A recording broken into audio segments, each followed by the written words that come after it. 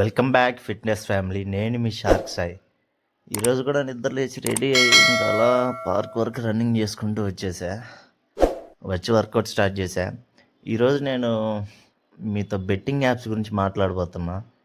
Betting apps అంటే మనం ఏదో నార్మల్గా డబ్బులు ఉన్నప్పుడు ఆడుకుంటాం, లేకపోతే లేదా అని కాకుండా చాలామంది అలానే అనుకుంటారు. ఉన్నప్పుడు ఆడుకుంటే డబ్బులు వస్తాయి, పోతే వదిలేస్తాం కదా అనుకుంటారు. అలా స్టార్ట్ చేసి అసలు ప్రాణాలు పోయేంత వరకు తెచ్చుకుంటారు.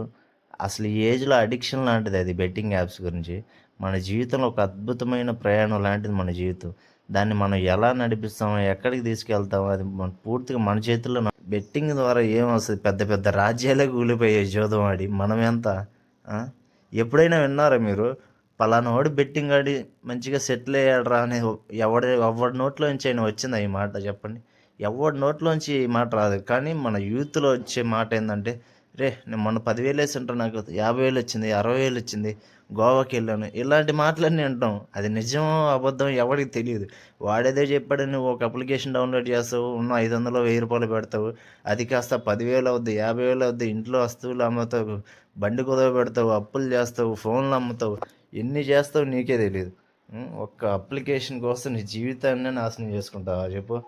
మీరు ఎవరి కోసం బతుకుతున్నారు? మీ కుటుంబం కోసం కాదా? మీ కలల కోసం కాదా? మీరు గర్వపడే జీవితం కోసం కాదా? ఒక్క అప్లికేషన్ మిమ్మల్ని మార్చేస్తుంది.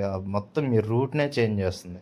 మీరు దానికంటే గొప్పవారు. అసలు అప్లికేషన్ మీ ముందు ఎలా పనికొస్తది అనుకుని దాన్నే నమ్ముకొని ఉన్న డబ్బులన్నీ దానికి పెడుతున్నారు.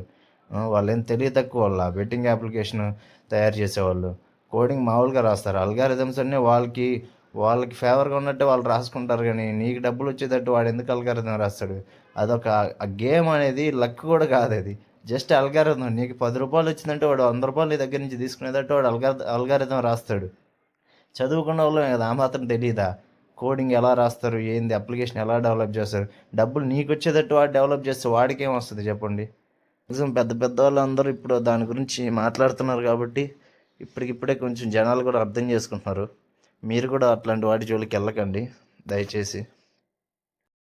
సరే ఫ్రెండ్స్, మీరు కొంచెం ఇట్లాంటి వాటికి దూరంగా ఉండండి. మీ ఫ్రెండ్స్ ఎవరైనా ఆడేవాళ్ళు ఉన్న వాళ్ళకి చెప్పండి ఆడొద్దని. మన వేల్ అన్న వాళ్ళ ఫ్రెండ్ వస్తే అన్న సైకిల్ తీసుకుని ఎలా రూమ్కి వచ్చేసా. సరే ఫ్రెండ్స్, ఇంకేమైనా ఉంటే రేపు మాట్లాడుకుందాం. మీరు జాగ్రత్త. See you tomorrow.